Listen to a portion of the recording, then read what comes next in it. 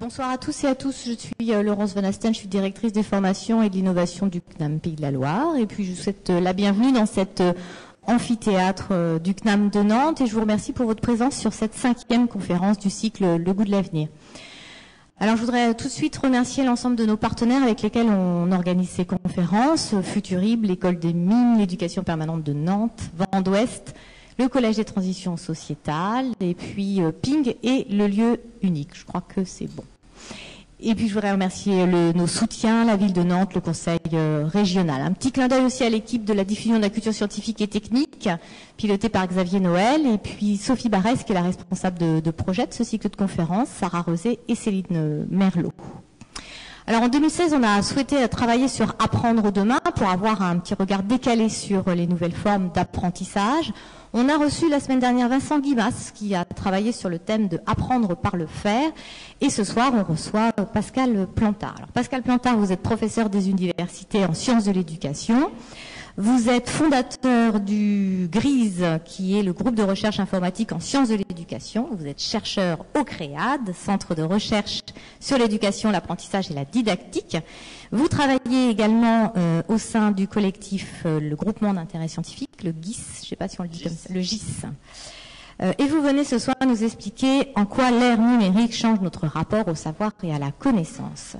Alors je suis tout particulièrement heureuse de vous accueillir ce soir. Pourquoi? Parce que vous êtes source d'inspiration au CNAM Pays de la Loire et notamment au pôle TIS, notre équipe qui travaille sur l'intégration du numérique dans les pédagogies du CNAM. Nous avons chez nous un Living Lab, qui est un laboratoire vivant, qui travaille sur l'usage socio-éducatif du numérique, qui est dirigé par François Calvez, que je salue, qui est là-bas derrière, et qui met tout son cœur et toute son énergie avec son équipe. C'est une très très belle équipe qui travaille sur ces sujets. François qui a d'ailleurs été formé par le Master 2, enfin le Master TUF, Technologie, Éducation et de la Formation, Master que vous avez créé et que vous dirigez à Rennes 2. Donc voilà, on est vraiment très très très heureux de vous avoir ce soir, vous l'avez compris.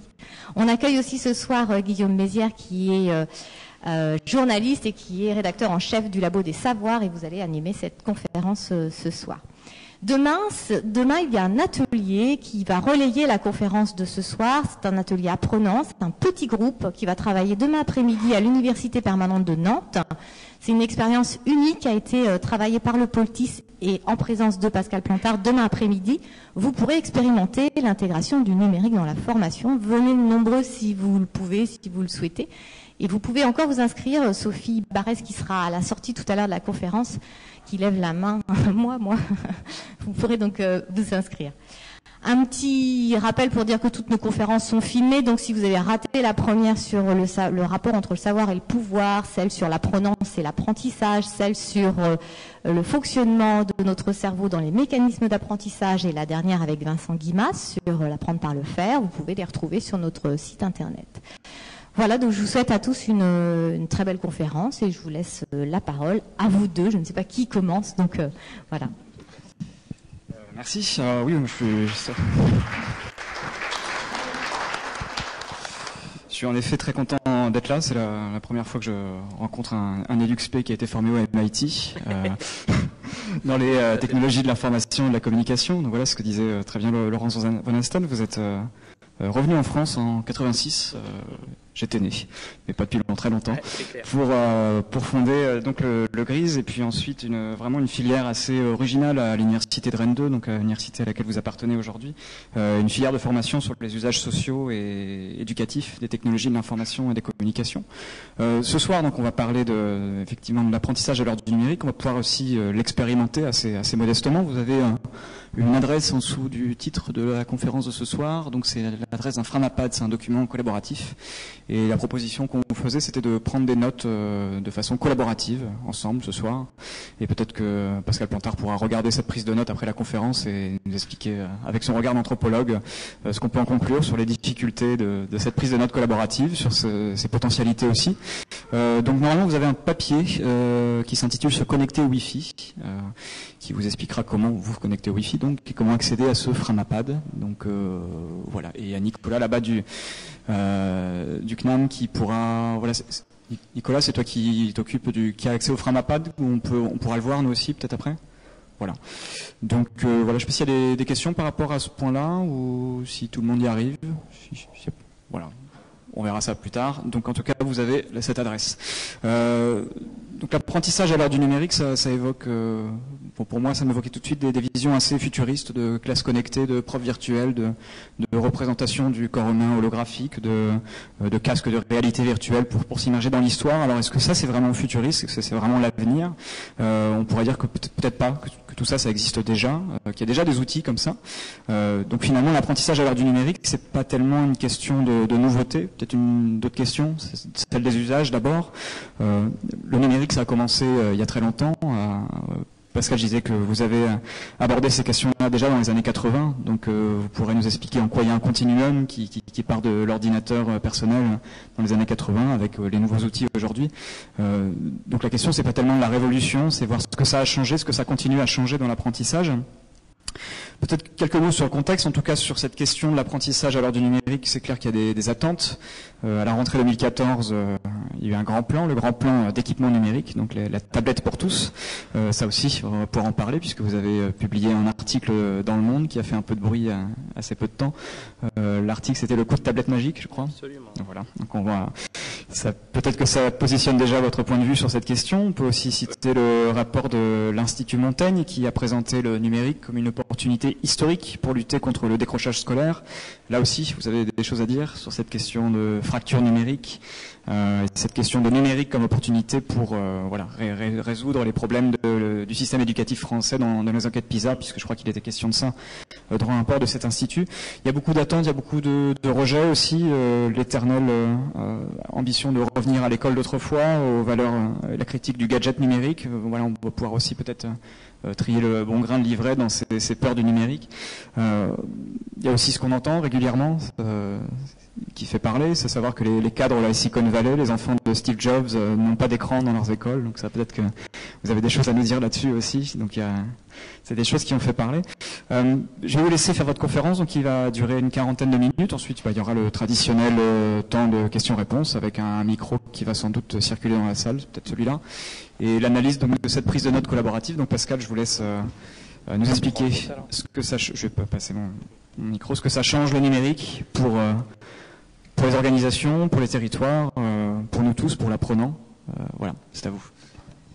Merci pour cette présentation. Je suis assez content de ne pas être le seul représentant des années 80 dans la salle parce que sinon j'aurais pris un coup de vieux. Juste un tout petit complément sur la présentation. Je me suis longtemps demandé comment on pouvait dire maître Jedi dans une université française et je crois que j'ai fini par trouver.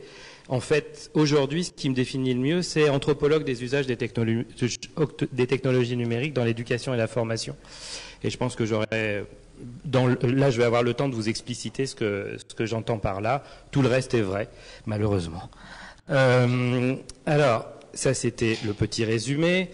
Je voulais juste vous planter le décor. Peut-être que si on se pose cette question du numérique dans l'éducation, il faut d'abord s'asseoir à la table du numérique et regarder finalement qu'est-ce qu'il nous renvoie.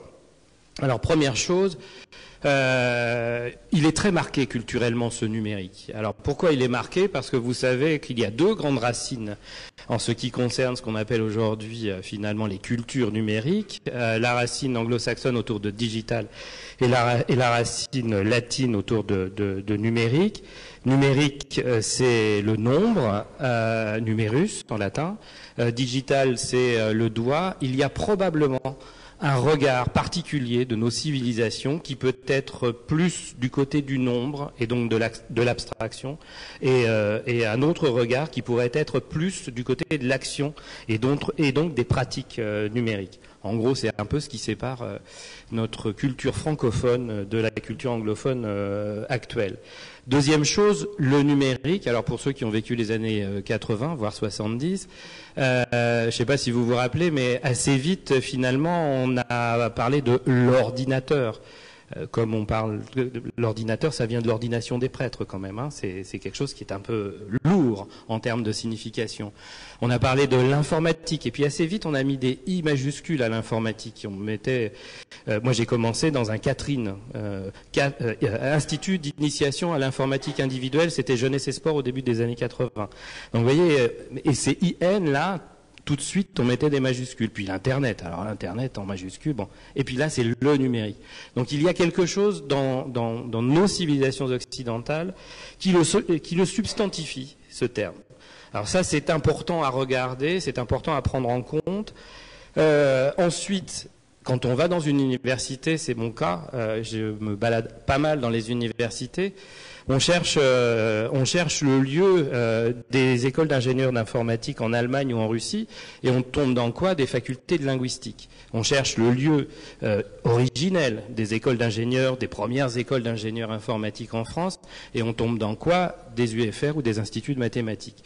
Et on va aux États-Unis ou en gros dans les pays anglo-saxons, et on tombe dans quoi? Dans des écoles d'ingénieurs. Vous voyez bien que globalement, là aussi, il y a des différences culturelles.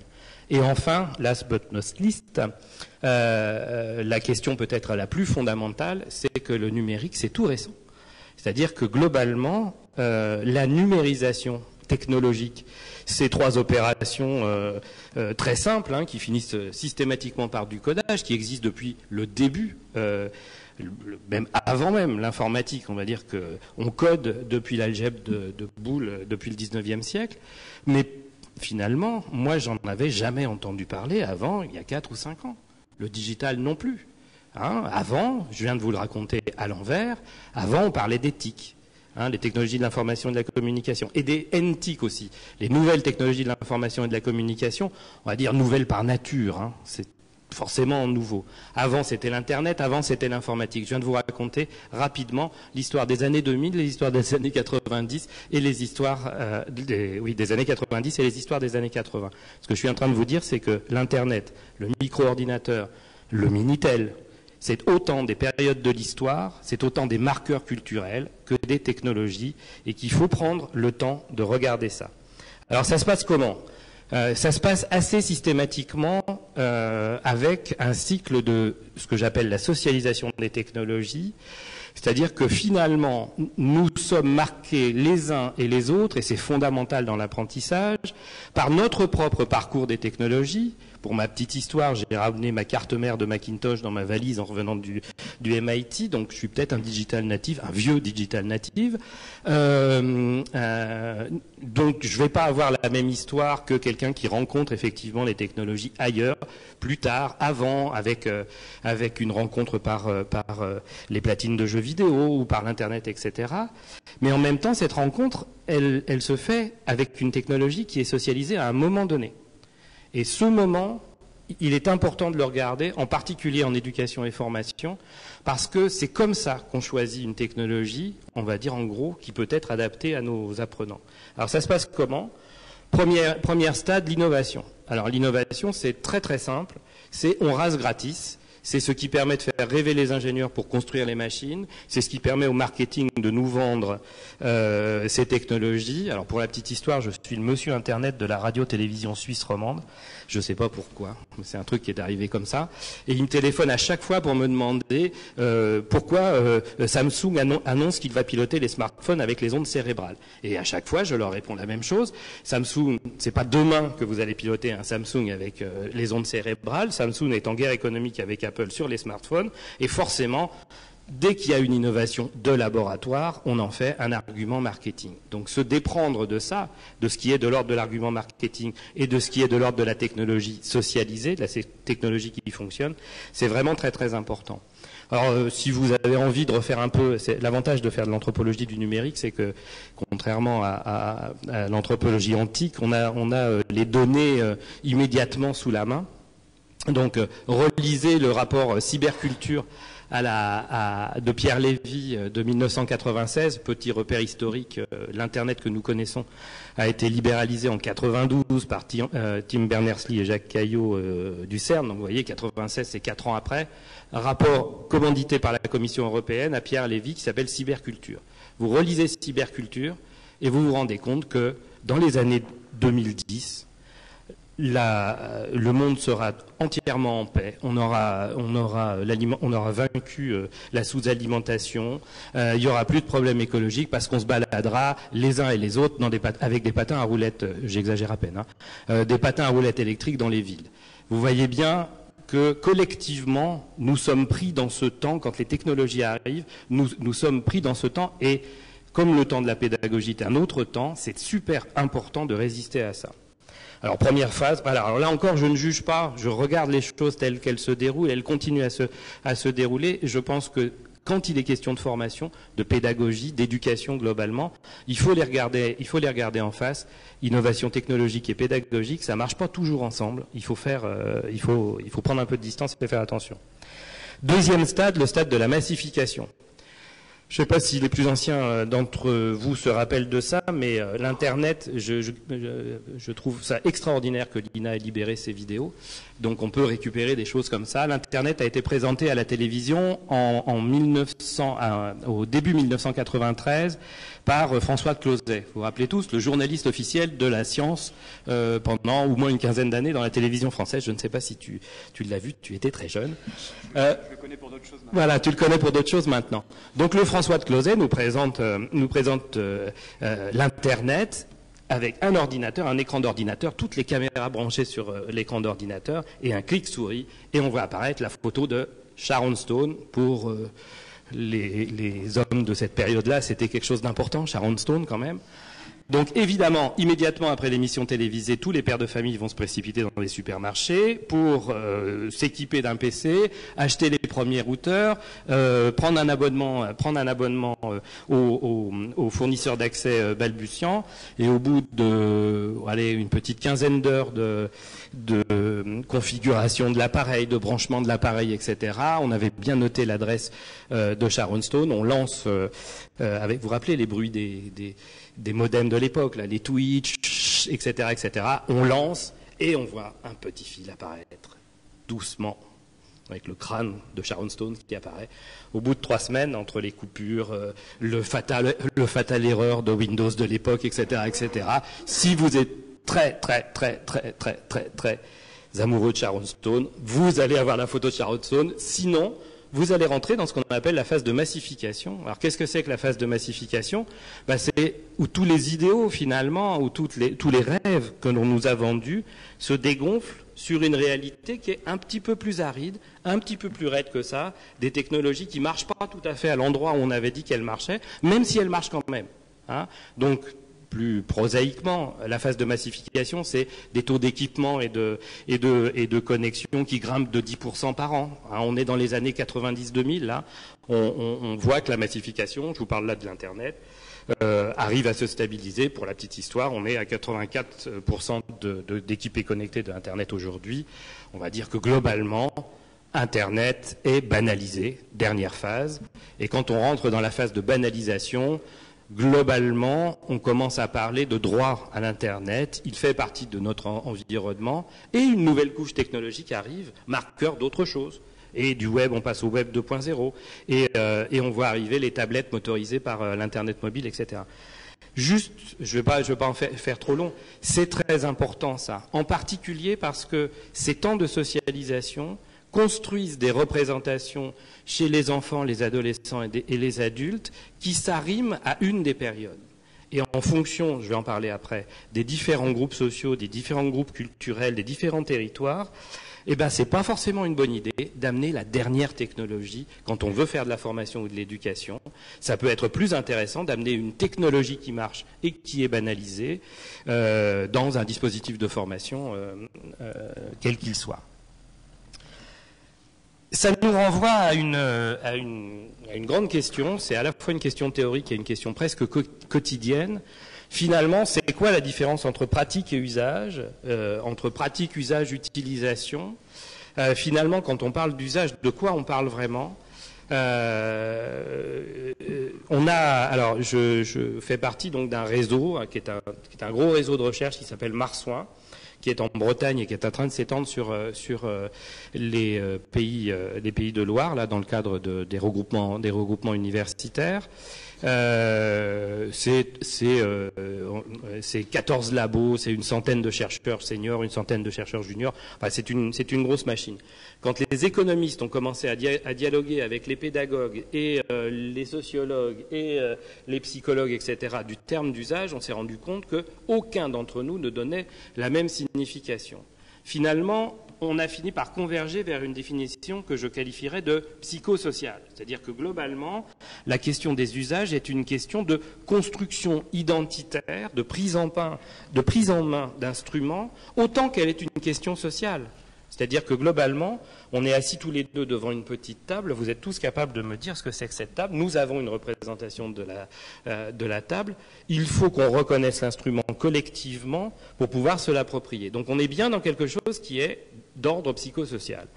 Et on a fini par construire cette définition, c'est-à-dire que pour nous, les usages sont des ensembles de pratiques socialisées, c'est-à-dire que ça serait plus juste de dire norme sociale d'usage plutôt que de dire usage, tout simplement. Pourquoi ? Parce que pendant des années et des années, on a travaillé sur des dispositifs qui ne fonctionnaient pas. Moi, j'ai fait des évaluations d'un nombre de plans informatiques et plans numériques et plans Internet et actions, etc., etc. Et ça ne marchait jamais à l'endroit où on avait raconté que ça allait marcher. Et pour autant, il y avait tout un tas de pratiques qui se développaient autour et qui nous échappaient. En fait, si on regarde les usages comme normes sociales, on se rend compte qu'effectivement, il y a une continuité entre les pratiques ordinaires, entre les pratiques sociales ordinaires et les pratiques numériques, et que cette continuité-là, elle a besoin d'être regardée telle qu'elle est, c'est-à-dire que ce n'est pas une révolution totale. Les adolescents, alors je vais vous faire une grande révélation pour ceux qui sont parents d'adolescents, les adolescents continuent à se socialiser. C'est un truc assez étonnant parce qu'on n'arrête pas de dire que les adolescents sont hyper connectés, hyper branchés, qu'ils ont un nouveau cerveau. J'ai entendu tout un tas de choses comme ça. Notre ami Michel Serres nous parle de sa petite fille et de sa petite poussette dans le 5e arrondissement de Paris. Bon, voilà, dans un regard très, très recentré. Moi, j'ai rencontré des enfants qui sont peut-être un petit peu moins favorisés et qui ont donc finalement, assez bizarrement, des usages technologiques complètement différenciés. Donc en fait, il y a un vrai continuum entre les pratiques numériques et, on va dire, les processus de socialisation, et c'est très important de le regarder, là encore, sur l'apprendre de demain. C'est-à-dire que là, l'arrivée du numérique est en train de nous renvoyer à cette évidence. Aucun d'entre nous n'apprend de la même manière, dans le même contexte et avec le même capital. Donc, le numérique, un des grands avantages du numérique, je reviendrai dessus à la fin, le numérique nous renvoie à ça, c'est-à-dire qu'il nous révèle ça. Alors, je vais passer très vite, il y a 3 petits mots en dessous. Ça s'appelle la dimension symbolique du numérique. Ça s'appelle le pharmacon chez Bernard Stiegler. Simplement, le pharmacon, c'est le poison et le remède. C'est cette vieille terminologie grecque, là, et Bernard l'explique très très bien. Le numérique et tous les instruments technologiques peuvent être soit poison, soit remède, en fonction de où il se déploie, de la dose avec laquelle vous allez le proposer, de la cohérence avec le projet, etc., etc. Et enfin, fait social total, c'est un vieux concept de Marcel Mauss. Quand on regarde le numérique, comme Durkheim et Mauss avaient regardé le suicide des jeunes, par exemple, à la fin du 19e, quand on regarde le numérique aujourd'hui, on voit l'état du monde. C'est-à-dire qu'on peut regarder les pratiques numériques pour révéler l'état de la formation d'adultes, l'état de la promotion sociale, je suis au CNAM quand même, je me rappelle un peu de votre histoire, ou l'état des inégalités, ou l'état des cultures, etc., etc. Et ça, c'est vraiment, c'est ce qui me passionne tous les jours, même si quelquefois c'est un peu fatigant. Autre élément pour poursuivre là-dessus, dans nos derniers travaux, en fait, ce qu'on constate, c'est assez clairement que dans les questions numériques, il y a des questions de territoire. Alors assez prosaïquement, c'était dans le début de mon article sur le coup de tablette magique, assez prosaïquement, lorsque l'État décide d'équiper les cinquièmes, pourquoi les cinquièmes, enfin, les élèves de cinquième de tablettes dans le grand plan numérique à l'école, il n'est pas rare de voir des conseils départementaux, voire des maires, accueillir à bras ouverts des classes mobiles remplies de tablettes. Je rappelle juste qu'un territoire, c'est aussi un territoire numérique et que dans ce territoire numérique peut y avoir du câble ou non. Et donc une classe mobile de tablettes qui arrive dans un collège qui n'a pas le haut débit, qui n'a pas le Wi-Fi, etc., c'est une classe mobile de tablettes un peu inerte. Voilà. Et donc rien que ça sous-entend qu'il faut regarder nos environnements et la manière dont on va apprendre, probablement à l'échelle micro-locale. Enfin, je vais revenir dessus, mais le territoire... Les questions numériques sont aussi des questions de territoire. Alors, comme je vais illustrer ça après, il y a des questions d'isolement, il y a des questions d'inégalité, mais en face de ça, il y a aussi des questions de dynamisation. C'est ce qu'on c'est ce qu'on nomme aujourd'hui des questions de pouvoir d'agir nouveau avec ces questions technologiques, d'empowerment et de réseau.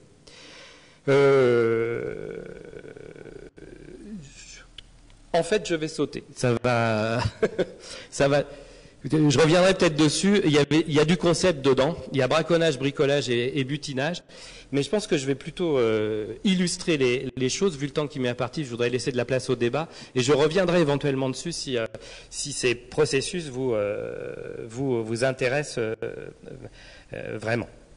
Alors, je vais essayer de vous faire un petit panorama sur différents endroits, en commençant par les collèges. Donc on est très impliqué là depuis 4 ans sur les collèges en Bretagne et aujourd'hui en France. Le pouvoir de dévoilement dont je vous ai parlé tout à l'heure renvoie assez clairement suite à on a bossé dans 38 collèges dans 3 académies, Aquitaine, Bretagne et Basse-Normandie là sur les 4 dernières années dans le cadre d'un programme ANR, Agence nationale de la recherche. Et nos principales conclusions, en fait, c'est que globalement le numérique dévoile les endroits de l'éducation nationale où ça ripe, où ça marche pas, où il y a des injonctions paradoxales. Le premier endroit, c'est la question du projet, finalement. C'est-à-dire que sans projet pédagogique, il n'y a pas de déploiement numérique et qu'un enseignant geek, hyper connecté, super intéressé par les technologies, peut aussi faire une pédagogie terriblement classique et absolument pas coopérative. Le deuxième élément, et c'est un élément très important, je pense qu'il faut le prendre aussi du côté de la formation des étudiants et de la formation d'adultes, c'est la question du climat d'apprentissage. Alors quand je vous dis la question du climat d'apprentissage, je vais juste illustrer. On a fait une focale sur les SECPA, donc vous voyez les filières de relégation. Et tous les enseignants et les responsables de SECPA nous ont raconté les histoires de harcèlement à travers le téléphone portable, Facebook, etc., etc.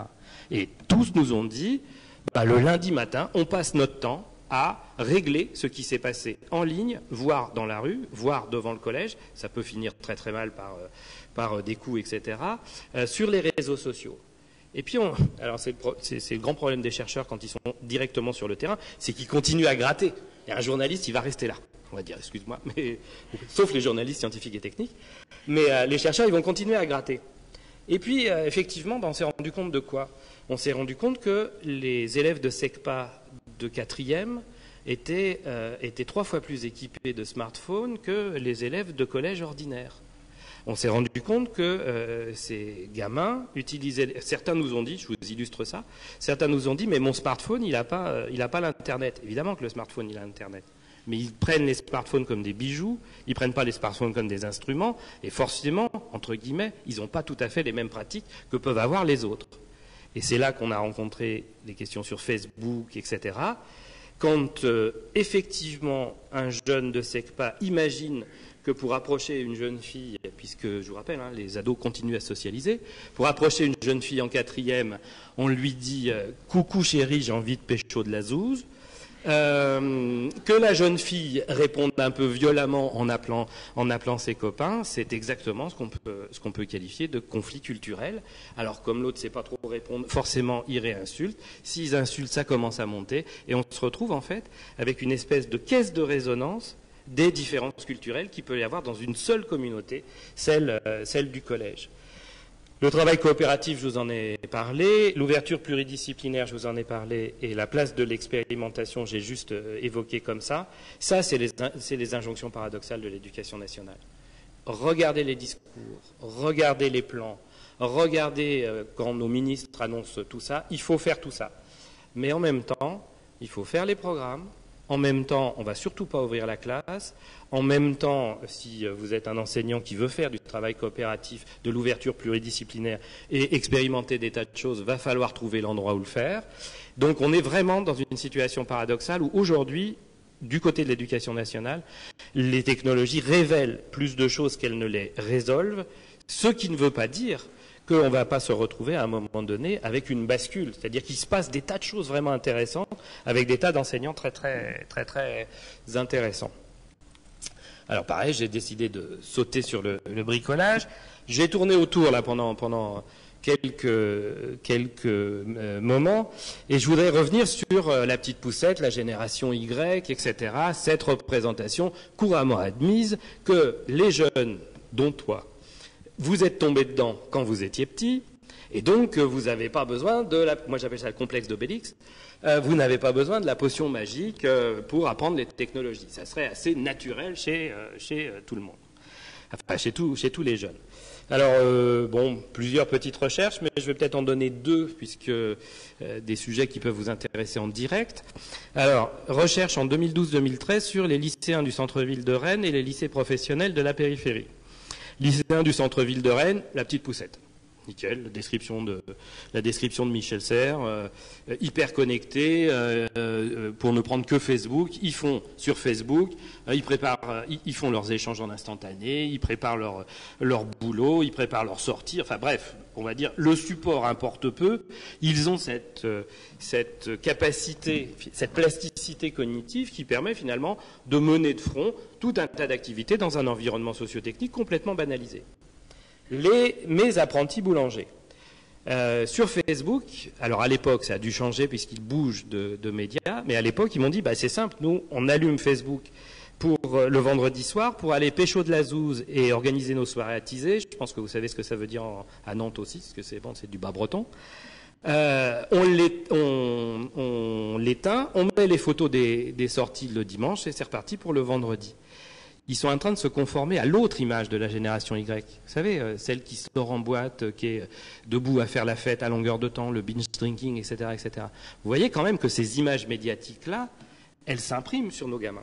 Et qu'il y en a qui sont dans l'hyperconnexion et d'autres qui sont complètement hors l'hyperconnexion. Alors on gratte un peu toujours, quand les gamins nous disent des choses, on va aller voir ce qu'il y a derrière. Quand les enseignants nous disent on a un peu de mal à le mettre sur les maths et le français, sur les ENT, vous imaginez que si c'est la représentation qu'ils ont de l'Internet à travers le Facebook, c'est un peu plus compliqué de les mettre à travailler. Je vous passe ce que nous ont raconté les apprentis boulangers, les maîtres boulangers de ces apprentis. Les technologies, pour eux, c'est imposé par les chambres de commerce, etc., etc. C'est pas leur métier. Leur métier, c'est faire du pain la nuit. Je grossis le trait, évidemment. C'est faire du pain la nuit. Et on a un contexte, finalement, qui les met à la frontière des questions numériques. Si cette représentation-là du numérique perdure chez ces gamins-là, ils n'ont plus besoin d'ordinateur dans très peu de temps. Un smartphone suffira. Et quelle émancipation, enfin, quelle liberté ils vont avoir vis-à-vis de ces technologies. Deuxième illustration, pour ne pas être trop long encore, les Fab Labs. Vous savez tous ce que c'est qu'un Fab Lab, je pense, un atelier de fabrication numérique. Il y en a qui se développe un petit peu partout. J'ai suivi de près celui de la Belle de Mai à Marseille. Alors la Belle de Mai, c'est le quartier le plus populaire d'Europe quasiment. C'est un quartier de la ville de Marseille qui est très proche des quartiers nord, dans lequel il y a une magnifique friche industrielle devenue lieu de culture. Les animateurs multimédia, etc., les associatifs vont ouvrir un Fab Lab et vont voir débarquer les jeunes. Alors, grande surprise, ils voient débarquer des jeunes des quartiers qui savent programmer, qui savent jouer du fer à souder, qui savent faire tout un tas de choses. Enfin, je rappelle quand même que la culture du scooter tombé du camion et la culture technique des cartes, ça peut peut-être... dans les écoles d'ingénieurs d'il y a quelques années, le grand jeu, c'était quand même de pirater les cartes Canal+, etc., etc. Donc, il y a quelque chose qui se joue de ce côté-là. Et donc, les animateurs très surpris, ça commence à monter en épingle. Depuis, on a fait le constat dans plein d'autres endroits. Et les animateurs commettent une erreur pédagogique qu'ils ne pouvaient absolument pas imaginer. Ils commencent à leur dire, mais c'est super ce que vous faites, vous savez coder, etc. Il faut absolument reprendre des études, là, faut retourner au lycée, vous pourriez avoir une carrière. Alors, voilà, on voit l'image des métiers techniques, des métiers d'informaticien apparaître. Tous les jeunes ont disparu, d'un coup. Alors, évidemment, nous, on a été courir derrière. Histoire, c'était pas facile, hein. On a été courir derrière, histoire de savoir ce qui s'est passé. Mais c'est pas ça leur vision de ce qu'ils faisaient dans le Fab Lab. Ce qu'ils faisaient dans le Fab Lab, c'était du loisir. Et leur dire qu'ils allaient faire du code, retourner à l'école pour faire du code, c'était quelque chose de très compliqué. Ça questionne tout le mouvement, la grande école du numérique, etc. Il faut vraiment y réfléchir. On a déjà fait trop de choses sur le coup de tablette magique. Donc, je voulais peut-être conclure pour laisser de la place au débat sur comment finalement ça se passe tout ça. Je vous ai dit tout à l'heure, les technologies ont besoin d'être rêvées, fantasmées, de s'installer dans l'histoire. Tout part d'un espèce de creuset que Georges Ballandier appelle les techno-imaginaires. Pourquoi il rajoute techno et imaginaire? Parce que ce qui caractérise nos sociétés dites de la connaissance aujourd'hui, c'est effectivement que les imaginaires technologiques ont tout envahi. Et que ça, c'est nouveau. C'est-à-dire que nous avons des métaphores technologiques pour penser aujourd'hui le mouvement, la mobilité, l'habitat, la ville intelligente, smart cities. Vous savez bien que ce n'est pas une ville que intelligente, c'est une ville hyper câblée, hyper connectée. Nous avons, alors la création, le cinéma, etc. Nous avons des techno-imaginaires partout. C'est un fait social total, pour reprendre. Et il faut le regarder comme ça, sans forcément juger, mais il faut vraiment le prendre en compte. Le travail qui se produit dans chacun de nous à partir de ce moment-là, c'est un travail de représentation. C'est-à-dire que nous allons finalement choisir parmi ces ensembles imaginaires des représentations plus ou moins ouvertes, plus ou moins dynamiques, plus ou moins structurées de ces technologies, parce que la représentation nous permet de reconnaître la technologie comme on reconnaît une table pour manger. Et que le travail de la représentation, c'est aussi là que se nichent les potentialités éducatives, pédagogiques, etc. Ces représentations déclenchent des pratiques pédagogiques, d'apprentissage et numériques. On est plutôt dans cet enchaînement-là. Ces pratiques se socialisent en usage.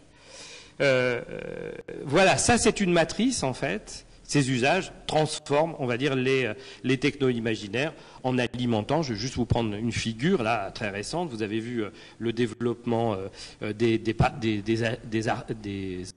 athlètes paralympiques, le développement des nouvelles technologies. Notre collègue de Rennes, là, avec son bras articulé fabriqué en Fab Lab. Vous avez bien vu que dans les 5 dernières années, les technologies sont en train de transformer l'image du handicap et des personnes en situation de handicap. C'est ça qui se passe quand ça remonte au techno-imaginaire. Et ça, il faut vraiment le prendre en compte. Je pense que je vais arrêter là-dessus pour laisser la place au débat. Ça, il faut vraiment le prendre en compte. J'avais envie de finir sur quelque chose comme ça, sur cette magnifique image. Alors, je vous la livre tout de suite, hein. C'est une revue japonaise de 1967 qui s'appelle Shonen Sunday. Alors vous voyez, donc c'est plein de petits japonais. Enfin bon, pour des japonais, ils sont pas très japonais, mais c'est pas grave. Non, j'ai pas de pointeur. Tout y est. Toute l'armature technologique du travail de la cellule TIS du CNAM est concentrée sur cette diapositive. Vous avez une enseignante à distance qui fait des exercices. Vous avez des élèves qui sont en train de répondre derrière des ordinateurs. En 67, il n'y avait pas un ordinateur dans les écoles, il n'y avait pas un ordinateur dans les familles. Hein, on est dans rêver le futur, hein, le thème global de votre atelier. Alors, ce qui est très intéressant, c'est de voir que si on se plante, en fait, on a quand même le robot qui donne des petits coups de boule, quand même. C'est une pédagogie très ouverte et dynamique, et que si si vous êtes suffisamment nul, hein, si vous devenez cancre, vous avez même dans le coin en haut là-bas le robot Piquet qui vous surveille. Cette photo, alors j'ai des tas d'illustrations, j'ai des films, etc.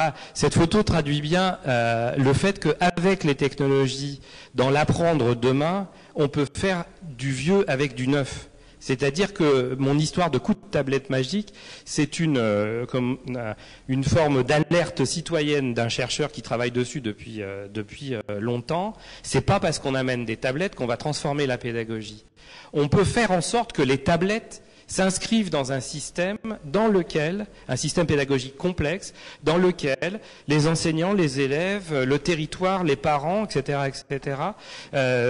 ouvrent ces perspectives pédagogiques avec effectivement ce qui est contenu comme aspect très positif des technologies aujourd'hui, c'est-à-dire l'accès au savoir, c'est-à-dire la possibilité d'interagir en synchrone, en asynchrone, d'avoir un accès en réseau aux connaissances, mais tout ça part d'une analyse finalement de qui sont les apprenants hors technologie, qui sont les apprenants à qui on s'adresse et quel objectif pédagogique on va avoir.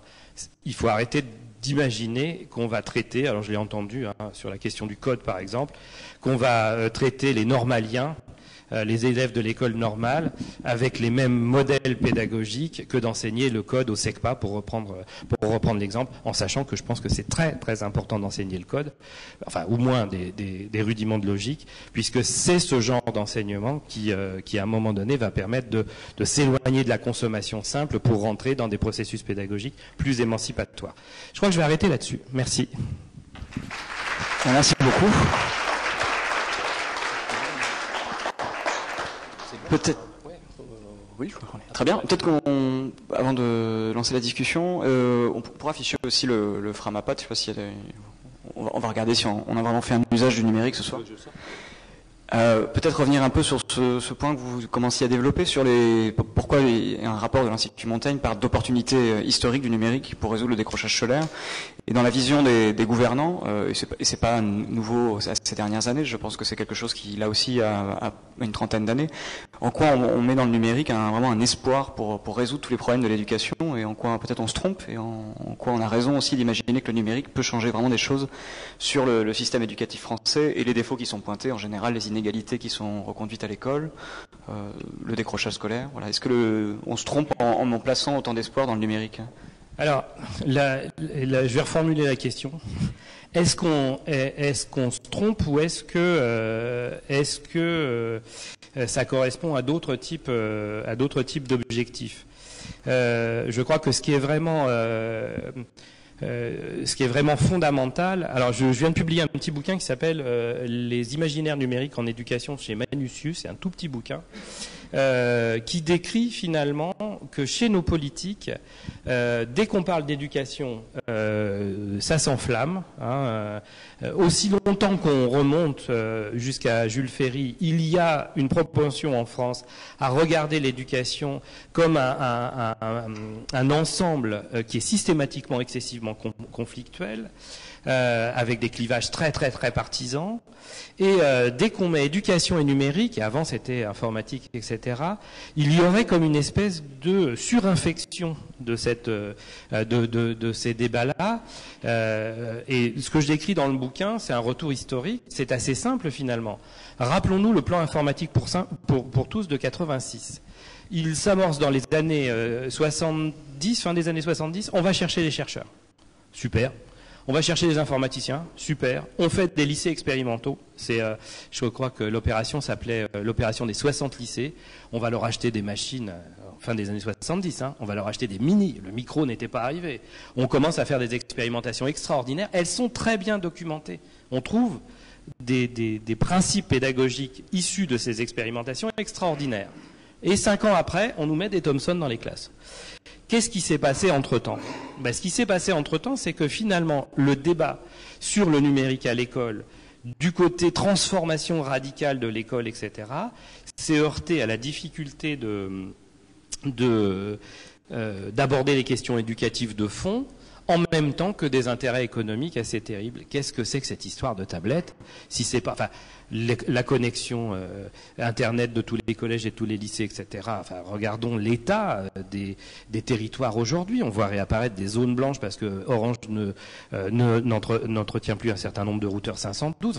Il y a des collègues qui me décrivent la situation de leur collège. C'est un scandale.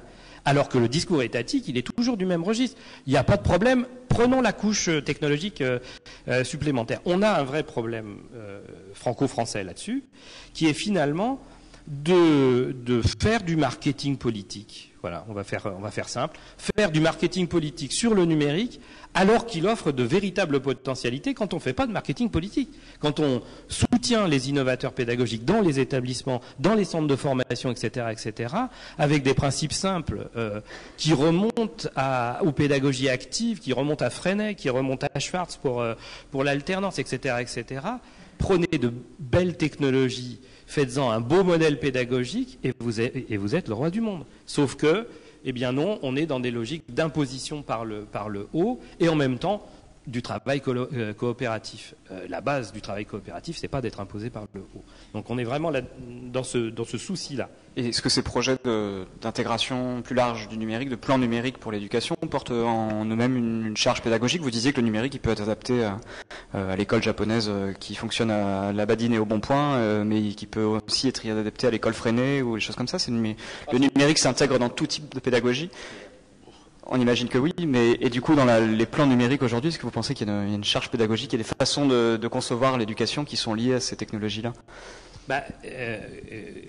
Il y a deux manières de regarder les choses.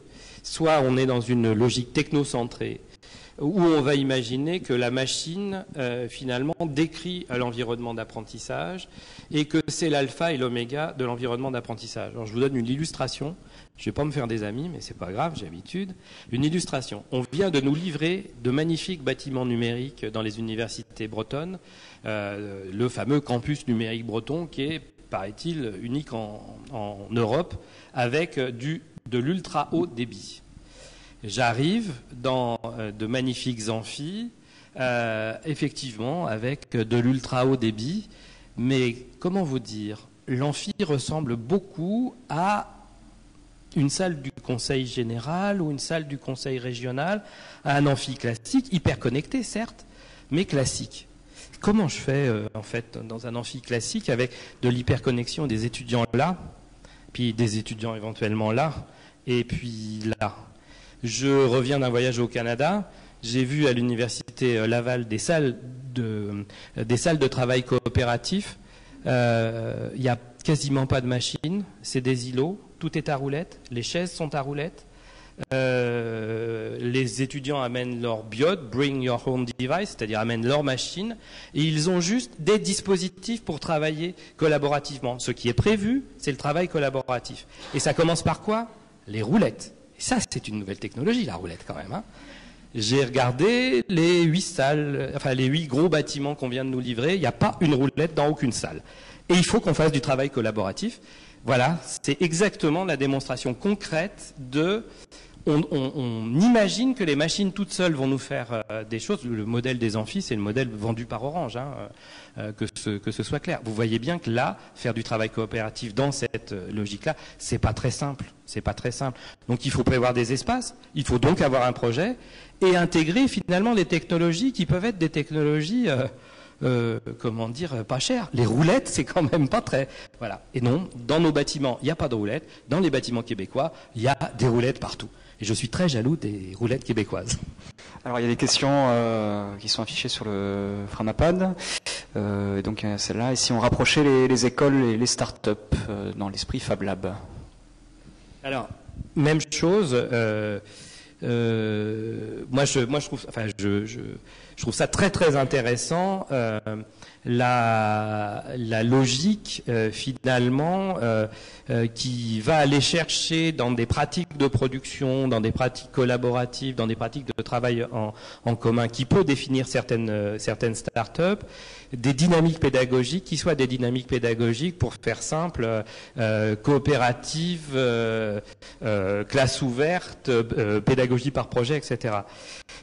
C'est toujours le même danger, toutes les startups ne se valent pas et toutes les écoles ne se valent pas, et on est dans deux écosystèmes qui ont besoin d'être très bien analysés pour que la greffe fonctionne. Ce qu'on est en train de proposer, nous, en ce moment, c'est de dire qu'il y a des espaces de médiation numérique qui doivent être travaillés. Alors si je reviendrai peut-être sur le PowerPoint, et que dans ces espaces de médiation numérique, il ne faut pas confondre la production de biens, qui pourrait être ramené par exemple à l'apprentissage du code, avec l'analyse critique des médias, qui fait partie de ces littératies technologiques et qui fait partie des cultures numériques, et finalement on est dans les niveaux primaires et début du collège, l'accès à l'information, le décryptage de l'information qui renvoie aux maths, aux français, etc. Donc la start-up, le regard start-up, s'il a l'ambition de tout faire, il va arriver à pas faire grand-chose. Par contre, effectivement, de gré à gré, dans des logiques micro-territoires, micro-start-up, là, je pense qu'il y a et je l'ai constaté, il y a des choses extraordinaires qui peuvent se passer. Des belles rencontres, en tout cas. Il y a une question qui est devenue une blague, mais je pense que tout le monde peut l'avoir, du coup. Je pose pas la question, peut-être. Ou je pose la blague, je sais pas trop. Vous pouvez écrire. Si l'ultra haut débit, c'est comme l'ultrason, est-ce que ça devient inaudible à l'entendement humain? C'est posé. Oui. La réponse est oui. Clairement, oui. Mais par contre, est-ce que la tablette numérique, est-ce que c'est pas une invention dogmatique des dirigeants qui auraient du mal, les dirigeants, à entrer dans l'usage et donc à devenir une réelle innovation? Comme je fais pas d'anthropologie des hommes politiques, j'ai du mal à répondre à ça, et comme ça m'énerve. Pour faire de la recherche en fait sur ces questions-là, il faut un peu de distance. Donc, avec l'expérience que j'ai, les pratiques numériques, les pratiques pédagogiques, j'arrive à prendre de la distance. Les politiques m'énervent trop pour que je puisse avoir une réponse. Alors, je vais vous répondre en tant que citoyen. Je me demande assez systématiquement s'ils se foutent de nous, ou si ils sont, ou si véritablement ils sont à côté de la plaque. Et il y a quelques fois, j'ai vraiment l'impression qu'ils sont totalement à côté de la plaque. Enfin, soyons sérieux, quoi. Distribution des tablettes mobiles au 5e, tous les travaux sur les cartables numériques depuis 15 ans. On distribue des ordinateurs au 3e depuis 15 ans. Tous les travaux démontrent que ça ne marche pas, que ça ne transforme pas la pédagogie, ça transforme le marché local de la bidouille, puisque les gamins piquent les trucs, font des tas de trucs à la maison. Il y a, ce que je vous ai pas présenté, il y a un vrai braconnage en fait de ces machines-là à partir de l'école, mais c'est pas, ça ne transforme pas l'école. Pourquoi on nous remet ça? Moi j'hésite, je ne sais pas. Soit il y a des intérêts supérieurs qui m'échappent complètement, ce qui est peut-être possible, j'en sais rien, mais en tout cas, il y a quelque chose de déraisonnable à faire ce genre de choses. Parce que les enseignants ce qui est déraisonnable, justement, vous parliez de braconnage, peut-être qu'on peut détailler un peu ce concept-là. Oui, alors, le braconnage, c'est le concept central de la construction des usages, en fait. Le braconnage nous vient de Michel de Certeau, qui, dans un ouvrage vraiment extraordinaire qui s'appelle L'invention du quotidien dans les années 80, a étudié la consommation de la lecture. Et qu'est-ce qu'il voit dans les années 60, donc, puisqu'on est sur un travail longitudinal qui se conclut dans les années 80, au début des années 80, qu'est-ce qu'il voit? Il voit finalement que les cultures populaires copient les cultures savantes avec une espèce de légère inflexion, de léger mouvement. Ce léger mouvement, ça s'appelle le braconnage. Pourquoi? Parce que ça se passe de manière presque invisible. Alors je vous donne une illustration. Les vendeurs, ça va devenir françoisir après, les vendeurs des collections, des œuvres classiques, tout cuir, qui ont sillonné, tu étais trop jeune, mais tu as peut-être vu ça chez tes grands-parents, pas tant que ça, qui ont sillonné les quartiers populaires des villes et les campagnes, j'ai vérifié en Bretagne, et les campagnes pendant les années 60. Des gens qui n'avaient quasiment pas ouvert un livre, mais qui croyaient encore à l'école républicaine, à l'ascenseur social. Vous savez, toutes les conneries là, auxquelles je crois encore, beaucoup. Les parents ont acheté ces choses-là. Ils se sont endettés pour ces choses-là. Et vous aviez à disposition, dans la bibliothèque, on va dire, tout Flaubert, tout Zola, etc., etc. Je ne sais pas si comment sont vos bibliothèques, mais nos bibliothèques, elles ne sont pas comme ça. À quoi ça ressemble une bibliothèque comme ça? Ça ressemble à la bibliothèque bourgeoise intellectuelle du 19e, qui était présente où? Dans les livres, dans les films, dans les photos, dans les revues. Ça veut dire que finalement, les cultures populaires récupèrent une offre commerciale, et puis qu'à un moment donné, il y a des gamins qui l'ont pris. Alors j'ai écrit ça quelque part, je me rappelle très bien le livre que j'ai pris dans la bibliothèque de mes parents. Il y a un gamin qui l'a pris et qui est rentré dans un rapport au savoir complètement ouvert. Qu'est-ce qui se passe avec l'Internet aujourd'hui? Exactement la même chose. On a une offre majoritairement nord-américaine, avec un peu matinée asiatique pour ce qui est des jeux vidéo, matinée anglo-saxonne pour les musiques et le rock'n'roll, un petit peu de culture française pour ce qui est de la mode et du luxe, etc. Vous voyez bien qu'on arrive quand même à identifier cette offre-là, et finalement, toutes les classes braconnent ça et le transforment en norme. C'est ce qui s'est passé pour Facebook. Tous les travaux antérieurs à Facebook ont décrit que les blogs existaient, MSN existait, là ça doit être Skyblog, ça doit te dire quelque chose, les Caramel, voilà, etc. Toutes les fonctions de Facebook préexistaient. Ce que va faire Zuckerberg, c'est de les rassembler, et dans un endroit très symbolique, il était quand même à Harvard, ça va se diffuser dans tous les lycées américains. C'est pas Zuckerberg qui a inventé le truc, c'est les lycéens, et c'est ça le braconnage. Voilà.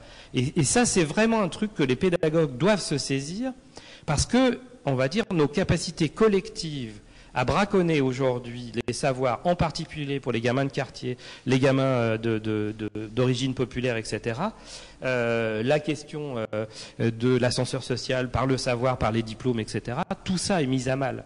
Donc on est vraiment, ce sont des concepts qui sont centraux quand on réfléchit le numérique, et ça décrit ensuite, on va dire globalement, un rapport global de la société au savoir qui est vraiment important. Vous parliez du pharmacon de Stigler, donc à la fois le médicament et le poison, et il y a vraiment ça, cette dimension au cœur de la question numérique, si on peut dire, à la fois la dimension d'aliénation et d'émancipation, et sur le numérique, il y a aussi beaucoup cette idée, et y compris en classe, l'idée de réappropriation d'une technologie, et il y a ce projet d'apprendre le code à des enfants pour que créer de nouveaux rapports à la technologie numérique. Comment vous regardez ça, ces classes qui apprendraient à coder? Alors, pour moi, l'apprentissage du code prend place dans un ensemble global. Il y a plusieurs éléments dans le numérique et dans les cultures numériques. La première chose, c'est finalement l'apprentissage de l'information. C'est-à-dire qu'en gros, pour faire très simple, on a besoin de savoir lire, et on n'a jamais autant lu et écrit. Et les gamins ont besoin de fondamentaux non numériques. Alors j'adore quand les collègues nord-américains de psychologie cognitive parlent de pré-digital. Il faut y aller quand même. C'est-à-dire la lecture et l'écriture seraient pré-digitales, oui, mais sauf que dans l'apprentissage des enfants, ça répond à ta question sur pourquoi la Silicon Valley a des écoles non numériques pour apprendre les bases pré-digital. C'est simple. La réponse, elle est: ils ont bien compris que noyer des gamins sous des tonnes d'informations, ce qu'ils proposent à la planète entière, c'est pas bon pour leurs gamins. Donc il y a quand même un jeu là qui se joue. Donc apprentissage de l'information, c'est quand même quelque chose de fondamental, et ça prend place, on va dire, dans globalement les apprentissages fondamentaux, l'apprentissage de la lecture, le français, les cultures, etc.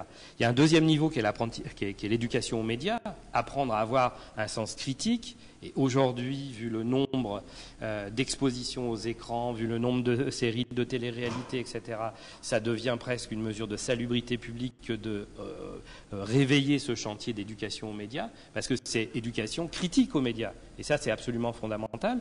Il y a une troisième strate qui est l'apprentissage du code. Pourquoi c'est la troisième strate? Parce que peut-être que c'est un poil plus compliqué, même si on peut faire du code avec Scratch, etc., en primaire ou en maternelle.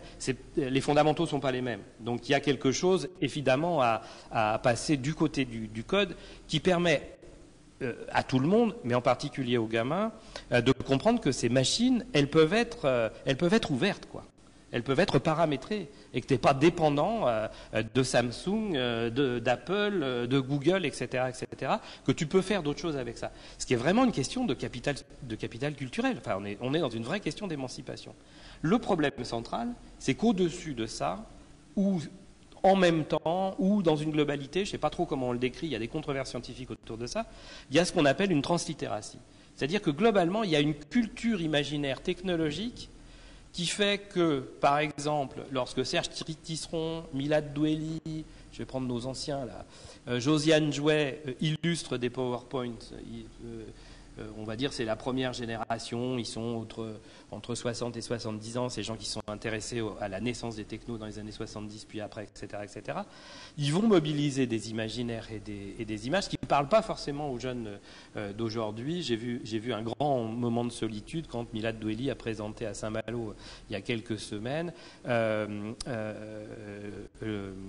film de Walt Disney, là, Tron. Une séquence de Tron en anglais, je ne sais pas si ceux qui ont vu Tron en début des années 80, avec les costumes en carton-pâte, etc., comme un truc fondamental des cultures numériques. Grand moment de solitude quand même, surtout pour le journaliste qui était à côté de lui. Pour faire rebondir la salle, c'était un peu compliqué.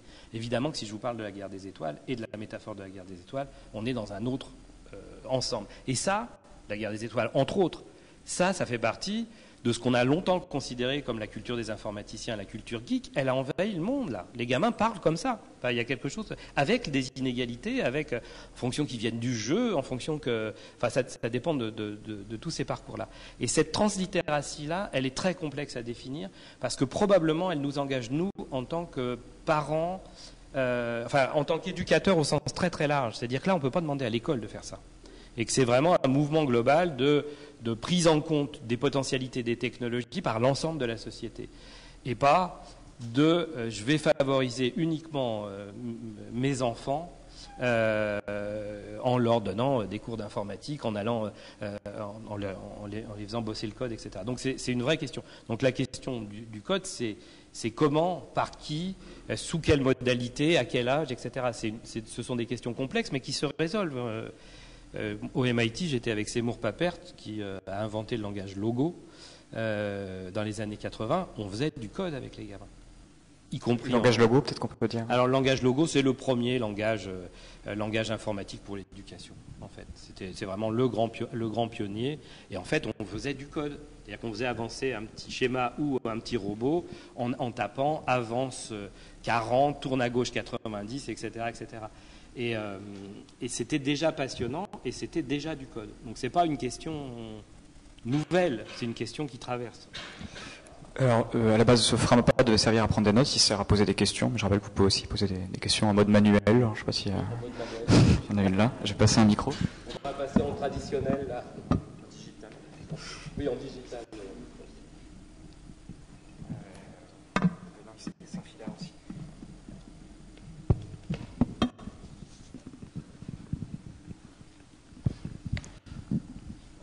Bonjour, donc Joshua, formateur en informatique numérique. Donc je suis assez passionné par rapport à ce que vous racontez et que vous essayez de nous expliquer. Et ce qui me frappe par rapport à ce qui a été dit ce soir, c'est la question que je me pose, j'ai vu quelque chose qui est apparu sur l'écran, c'est plutôt, on est orienté aujourd'hui sur l'outil principalement. Or, l'outil existe, comme vous l'avez dit tout à l'heure, depuis un certain nombre d'années. Il n'a cessé d'évoluer et il va continuer encore à évoluer. Et du coup, est-ce qu'on ne pourrait pas se poser la question autrement, savoir la pédagogie et comment on oriente la pédagogie pour juste l'utilisation de l'outil. Et l'outil aujourd'hui informatique devient, comme ça a pu être le cas autrefois, le papier. Comment on utilisait le papier, comment aujourd'hui on travaille encore avec le papier. Et aujourd'hui on a l'outil informatique. Et ce qui est important et qui existait vis-à-vis du papier reste encore et toujours la pédagogie. Et aujourd'hui, cette question, je trouve qu'elle n'est pas abordée. Comment on n'intéresse pas que les jeunes, les gens, puisque nous sommes ici en Occident et en Europe, on commence seulement à rentrer dans la culture numérique, ce que d'autres pays ou d'autres continents sont déjà avancés par rapport à ça. Donc voilà, c'est ma question.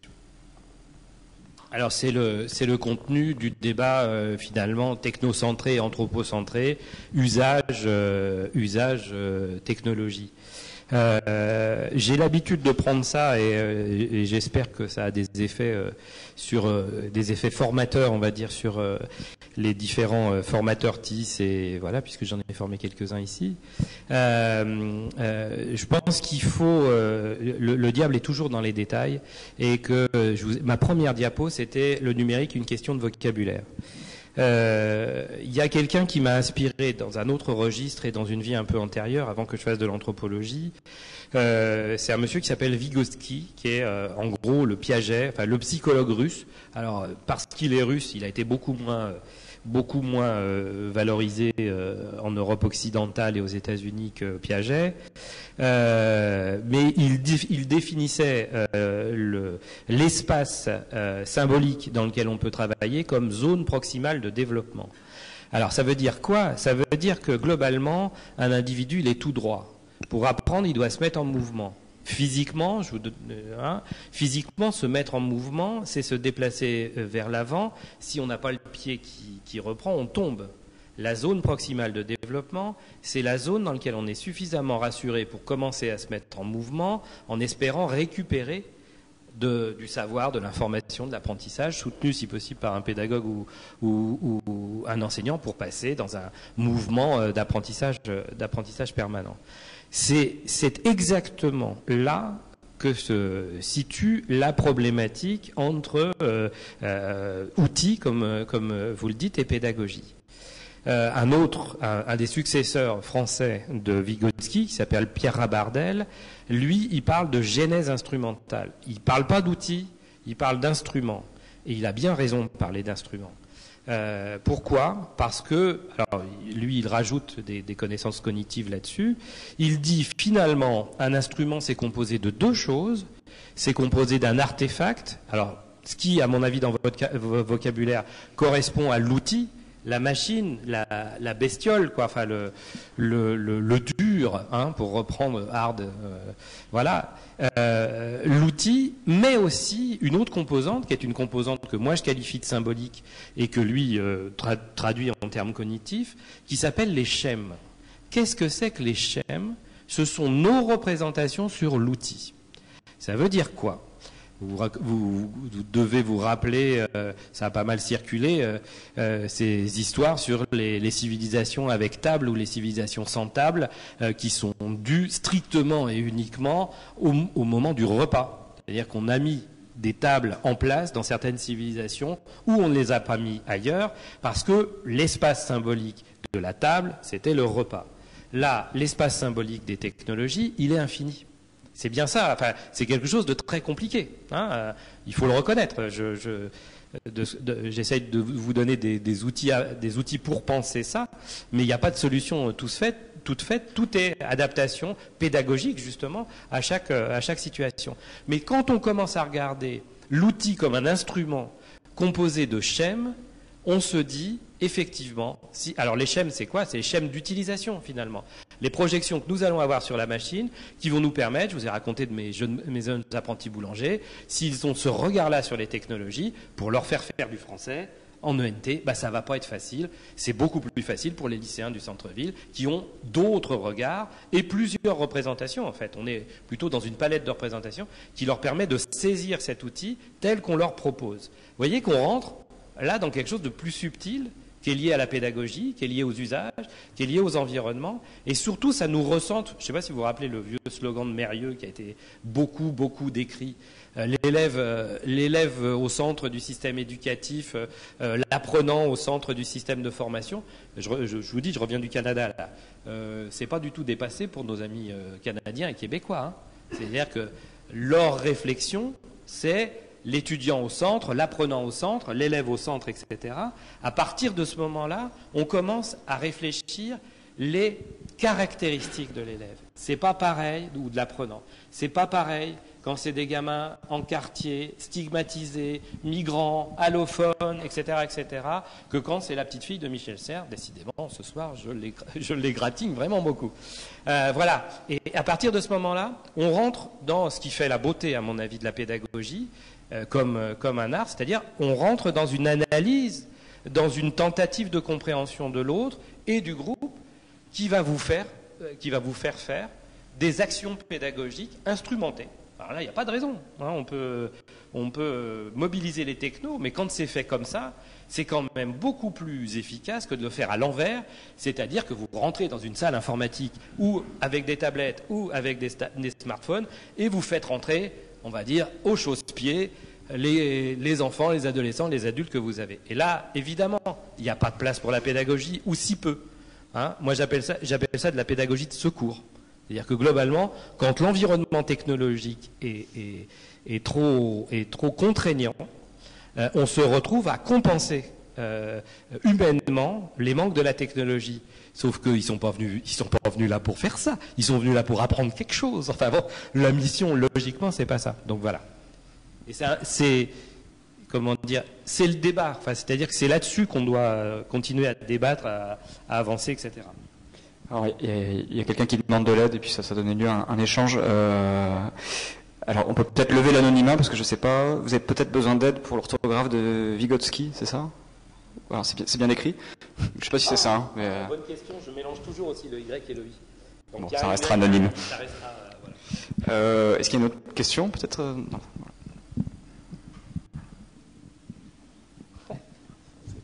Oui, moi je voulais poursuivre un peu la question précédente.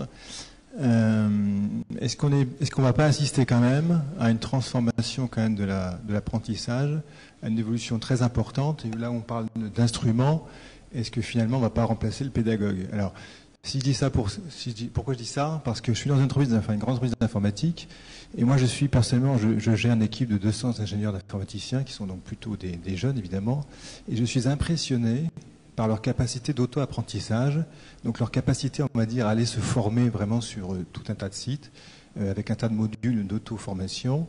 Et je me dis, ces gens-là, finalement, moi j'ai des enfants qui sont plus grands, est-ce qu'ils ne vont pas finalement transformer donc eux-mêmes, dans leur rôle de parents, inviter leurs enfants en fait à faire de l'auto-apprentissage et donc du coup pousser la pédagogie vers un autre univers? Alors, ça, c'est une question qui renvoie à l'autre B, au bricolage. Donc,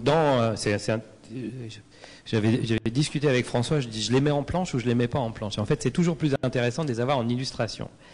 Dans le texte initial de Certeau, il y a deux éléments qui ne travaillent pas assez parce qu'il n'était pas en environnement technologique.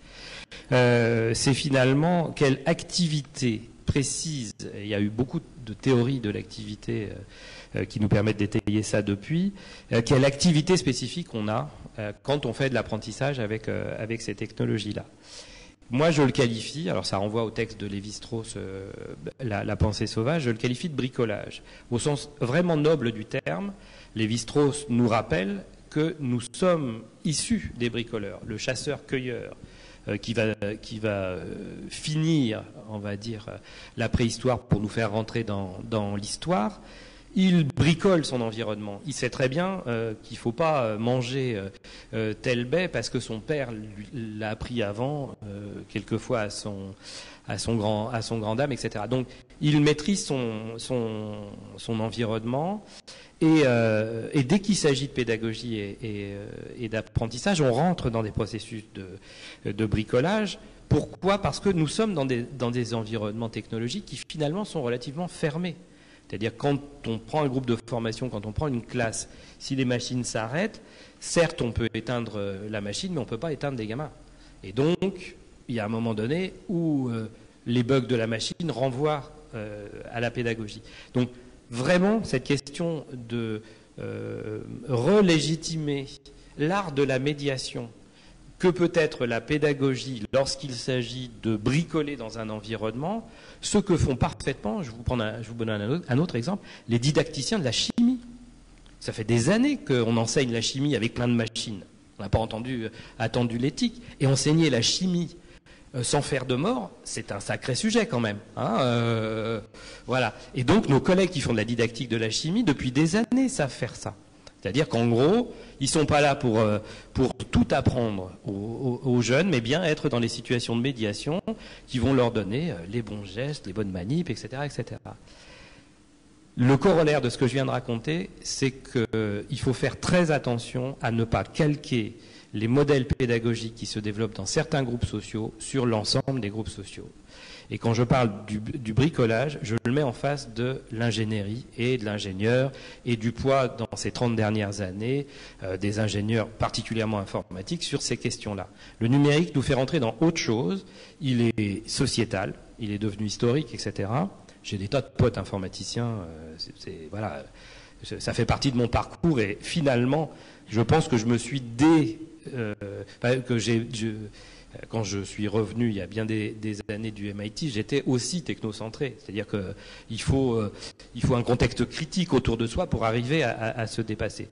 Ce que je peux vous garantir aujourd'hui, c'est que ce que l'on raconte sur, on va dire, globalement, les enfants issus des familles les plus favorisées, etc., etc., ne décrit pas l'alpha et l'oméga des modalités d'apprentissage de l'ensemble des enfants. Aujourd'hui, on a tout un tas de gamins qui sont loin de voir dans le numérique des possibilités d'auto-apprentissage, des parents qui sont incapables d'aller regarder, d'ouvrir un ENT, enfin, d'aller voir les notes, voilà, de gérer leur vie quotidienne, les impôts, etc. On est dans la période de fin de déclaration. Il y a des inégalités sociales qui déclenchent des inégalités éducatives qui sont, comment dire, irréductibles. Alors je vais vous illustrer ça d'une manière finalement assez radicale.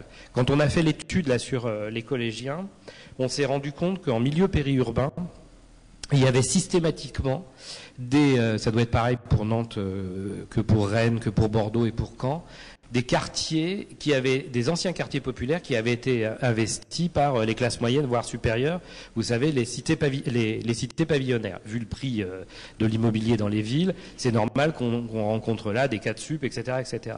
En général, il y a un boulevard au milieu. C'est très significatif sur Bordeaux, Caen et Rennes, c'était systématiquement la même configuration. Et de l'autre côté du boulevard, vous avez les anciennes barres HLM, l'habitat social. Les gamins se retrouvent au milieu du collège si les parents n'ont pas fait jouer la carte scolaire, etc., etc. Et là, on voit bien qu'il y a des ruptures pédagogiques absolument terribles. Je prends une illustration, le téléphone portable. Tous les gamins qui rentrent chez eux le soir ou le lendemain du soir de 6e ou pendant la semaine, rentrent en disant « toute ma classe a un téléphone portable ». C'est faux, ils sont un quart, en gros, hein. On a le chiffre. Ils sont un quart à posséder un téléphone portable et on sait pourquoi. C'est-à-dire qu'en gros, la possession du téléphone portable plus jeune renvoie souvent aux familles recomposées, enfin à des situations particulières, aux gamins très loin, qui sont dans ce collège-là mais qui habitent très très loin. Bref, on a une explication sur ce quart-là. Comment ça se fait ? Alors qu'il y a ça et qu'on se retrouve avec un suréquipement finalement des classes populaires aujourd'hui en bidule technologique, dont des téléphones portables, je vous ai parlé des SECPA, par rapport aux autres familles.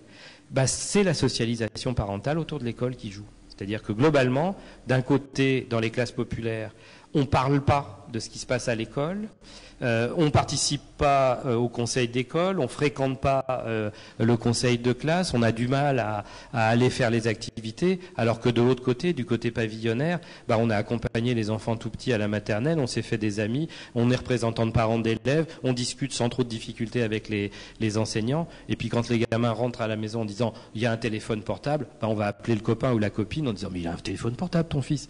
Et on arrive à la règle de Tisseron 3, 6, 9, 12, c'est-à-dire qu'en gros, on sait que l'âge de bascule, c'est la préadolescence, et c'est autour des 12 ans qu'on commence à avoir du mal à résister au téléphone portable. Serge Tisseron nous a dit ça comme repère éducatif. Il s'avère que ça s'installe dans les familles, dans le dialogue aujourd'hui. Et probablement que, vu la massification des téléphones portables, on ne va pas avoir une énorme évolution, sauf dans les classes populaires. C'est-à-dire qu'en gros, le dessaisissement parental sur l'éducation dans les classes populaires fait que finalement, ils vont regarder ça comme des produits de consommation et pas comme des produits d'émancipation, etc. Donc, je ne dis pas que ça ne va pas arriver. Ce que je dis, c'est que dans l'état actuel, ça n'arrive pas pour tout le monde et que si ça devait arriver, ce que j'appelle de mes voeux, évidemment, une transformation des modalités pédagogiques un peu générales avec effectivement des logiques plus ouvertes, plus coopératives, etc. Il faut bien prendre en compte qu'il va falloir accompagner les familles, les enfants et une partie des enseignants qui sont au contact de ces gamins-là. Alors, dernier point totalement paradoxal, c'est ces familles-là qui disent que le numérique, c'est le rôle de l'école. Les familles aisées et les classes moyennes et les classes populaires, quand on leur demande qui est-ce qui doit faire l'éducation aux médias et au numérique, ils disent c'est la famille, c'est les pères, enfin c'est les grands frères, les grandes sœurs, c'est nous, etc. Ils disent un petit peu l'école, mais pas tant que ça. Dans les familles populaires, ils disent c'est l'école, en n'ayant pas de rapport avec l'école ou peu de rapport avec l'école.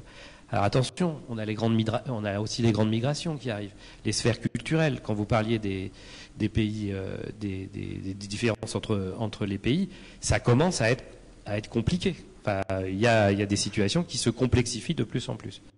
Donc j'espère que ça va se passer, mais il y a du boulot.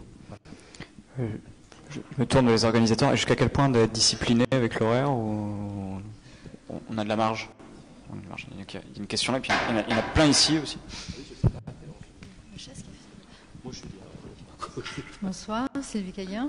Et donc moi j'ai des enfants dyslexiques et je me dis pourquoi pas, et dans tout ce que vous dites, on parle de la machine, du numérique, etc. Mais est-ce que la pédagogie ne viendrait pas du fait directement de l'apprenant ?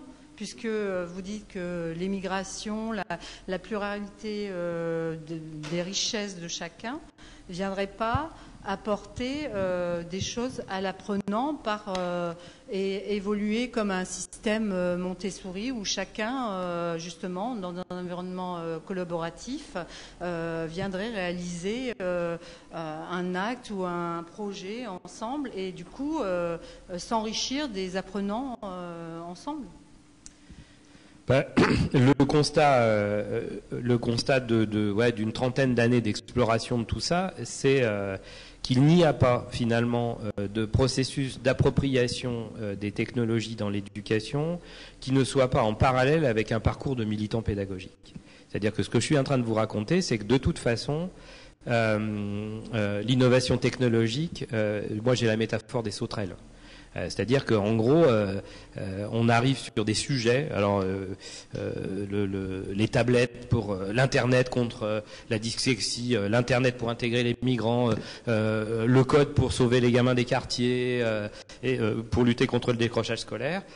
En fait, on a de telles campagnes médiatiques que quelque part, ça écrase tout derrière. Or, en fait, ce qui se passe, c'est qu'effectivement, des gens qui ont une centration sur le sujet apprenant, exactement ce que vous dites, c'est-à-dire que chacun a des modalités d'apprentissage différents, mais qui font quand même partie de grands groupes, quoi. Les dyslexiques ont des modes de fonctionnement particuliers.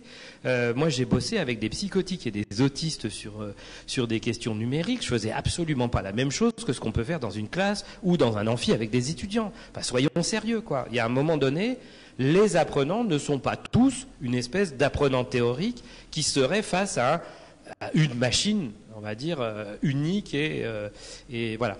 Et vous avez complètement raison, c'est-à-dire que c'est la base des pédagogies nouvelles en dehors du numérique, et quand vous rencontrez des pédagogues qui développent des choses, ils sont tous quelque part d'inspiration.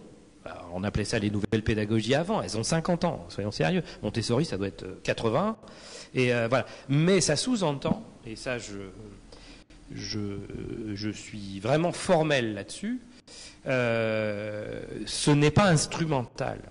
C'est-à-dire qu'il y a aussi une tentation à dire les technologies sont multiples, on va pouvoir développer des activités multiples, on pourrait avoir une espèce de pédagogie suractive, pas que active, hein, suractive à base de technologie. Ça passe par un contrat social, un contrat didactique qui a une base idéologique. Et la réponse que j'ai faite précédemment est de ce registre-là. Il faut savoir de quelle école on parle. Si on parle de l'école républicaine pour tous, etc., on ne parle pas du tout de la même chose pour, on va dire, des filières d'excellence, c'est des mots qui se... Voilà, etc., ou des filières de relégation, parce qu'effectivement, ça existe, les deux coexistent. Si on fait de l'excellence, on fait aussi de la relégation. Donc il y a un message, on va dire, l'éducation n'est jamais suspendue en l'air, elle est dans un... On sait ça depuis ou moins Rousseau, largement avant même, mais elle est aussi dans un contexte où finalement il y a des intentions politiques à la pédagogie, et ces intentions politiques à la pédagogie, il faut les expliciter. Et donc on n'a pas toujours le droit, et ça c'est vraiment très important de le dire, on n'a pas toujours le droit de mettre l'apprenant au centre du dispositif, de mettre l'enfant au centre du dispositif. Il y a des dispositifs qui profitent. Vous savez, quand on parle du jeune, quand on parle des élèves, quand on parle des handicapés, on ne parle pas de Paul, Lucien, Virginie, etc. Donc il y a quelque chose de risqué là-dedans, les technologies pouvant en surajouter dès qu'il s'agit de plans informatiques pour tous, d'Internet pour tous, de tablettes pour tous. Dès qu'il y a du pour tous quelque part, voilà. Et c'est occidental, ça. Hein. Clairement, les Américains ont fait la même chose, etc. Tout le monde est en train d'abandonner les plans pour tous pour faire des plans pour chacun. Enfin, on est dans la logique territoriale de distribuer dans tous les pays du monde. J'ai visité 8 universités et je ne sais combien de cégeps, une douzaine de collèges universitaires. Vous savez ce qu'ils ont au-dessus du lycée au Québec, là, il y a une dizaine de jours. Il n'y en a pas un qui est configuré pareil. Et pourtant, j'arrive dans n'importe quelle université québécoise et je me connecte avec le réseau Renater. C'est-à-dire sans avoir à rentrer mon mot de passe. Et ils n'ont pas les mêmes machines. Il y en a qui sont Apple, il y en a d'autres qui sont Microsoft, etc. Ils n'ont pas les mêmes machines, ils n'ont pas les mêmes environnements, ils ne font pas la même chose. Ça paraît très hétérogène de l'extérieur et pourtant, c'est totalement cohérent, connecté, etc. Alors, ils ont bien sûr plein d'autres défauts, mais là, celui-là, ils ne l'ont pas.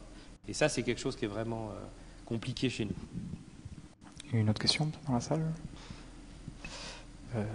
Celle-là que je trouve intéressante quand même. Pendant votre conférence, j'ai envoyé 3 mails, répondu à 2 SMS, un Skype, j'ai dit des bêtises dans le chat de Framapad. Dans mes représentations, le numérique empêche la concentration. Qu'en pensez-vous ? Qu'est-ce que vous pensez du fait d'avoir utilisé ce document collaboratif ? Moi, c'est la première fois que je vois ça dans une conférence. Est-ce qu'on peut faire de l'anthropologie rapide sur ce qu'on vient de faire ? On va faire de l'anthropologie en live. Ça me rappelle une situation... Alors, je râle sur la génération Y et sur les grandes généralités, mais la première fois que j'ai vu un mur de tweets dans une conférence, c'était au Palais des Congrès de Vannes, une salle immense, où j'étais invité avec Serge Tisseron. Vous voyez tout ce qui est Serge Tisseron, le psychanalyste des images au départ, et on va dire le psy du numérique aujourd'hui. Donc il est un peu plus, enfin non, il est largement plus âgé que moi, et je l'ai vu paniquer à un moment donné, puisque le mur de tweets, et à un moment donné, il a fini par arrêter de parler, commencer à répondre aux tweets, et puis dire c'est absolument pas, c'est pas possible de faire ça.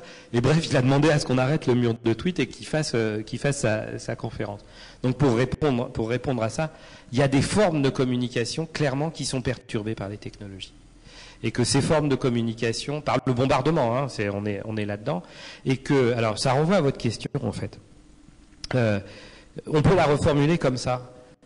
Combien de temps on peut tenir à je sais pas, 50 mails par jour, 18 projets collaboratifs, du travail du soir au matin. C'était très bien formulé. Est-ce que ces parents-là vont être des parents différents ? Alors on a une petite idée là-dessus, c'est les gamers en fait. Vous savez, génération 80 quand même, les gamers, ils sont papas depuis longtemps. Il doit même y avoir quelques gamers grands-parents. En général, surtout d'après ce que disent leurs femmes, enfin bon, ça c'est les psys qui le disent, en général, c'est pas forcément les papas les plus structurants. Donc, il y a peut-être quelque chose de l'ordre de la régulation des activités numériques en tant que parent. On peut renvoyer aussi au téléphone que nous prenons pendant le repas, aux SMS auxquels nous répondons. Moi, le premier, je ne suis pas en train de vous dire il faut pas faire ça, etc. J'ai beaucoup de mal à ne pas faire ça, mais assez régulièrement, j'ai un retour d'un de mes gamins qui... bravo Nicolas, bravo. Autant pour toi, belle illustration. À un moment donné, j'ai toujours un de mes gamins qui finit par revenir en disant mais moi je veux jouer au foot, quoi. Et effectivement, alors il y a un collègue dans le Sud qui s'appelle Francis Jory-Guibéry qui étudie les déconnexions volontaires. Et il s'avère qu'il y a toute une génération là, et ça renvoie à ce qu'on a raconté sur la Silicon Valley aussi, il y a toute une génération qui tente, et c'est parmi les plus jeunes, alors évidemment ça renvoie plutôt à des mouvements écolos, enfin ils sont très présents dans les Pyrénées, Francis travaille à Pau je crois, et où effectivement il y a un mouvement non pas de rejet mais de mise à distance entre guillemets des pollutions communicationnelles, etc. Et je pense qu'il faut qu'on réfléchisse à ça. C'est super difficile. Je vous ai raconté l'histoire des téléphones portables dans les classes populaires.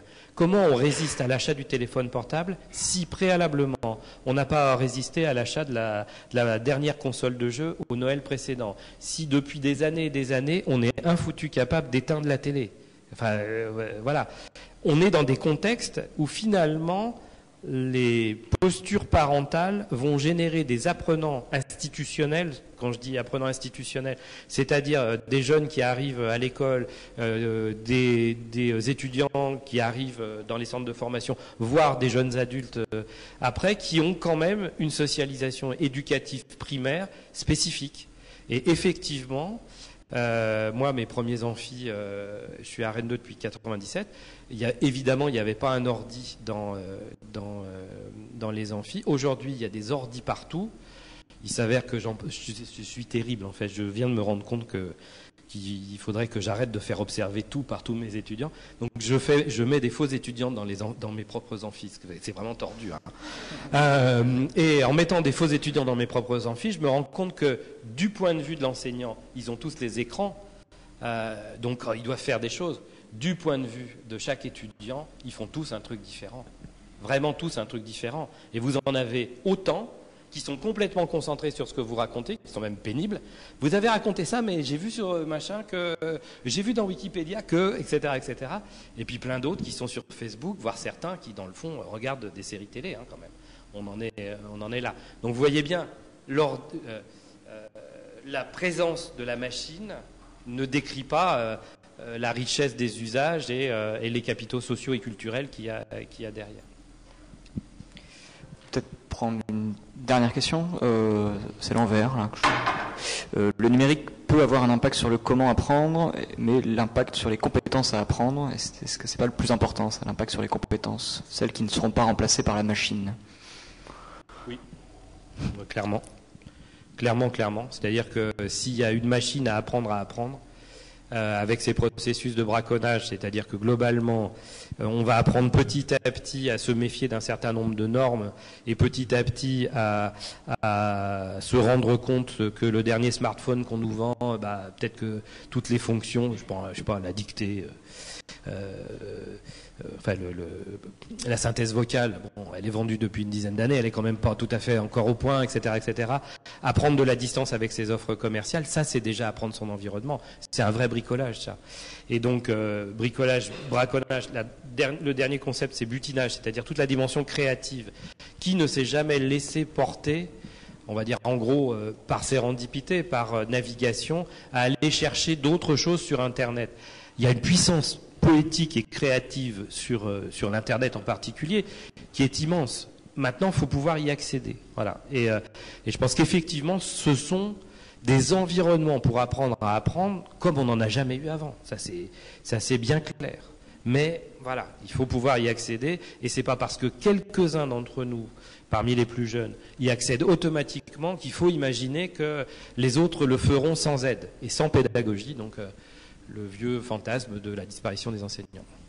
Ah, une question. Bonsoir. Vous avez dit que les jeunes continuaient d'avoir des contacts sociaux, que que ça n'avait pas l'air de poser problème.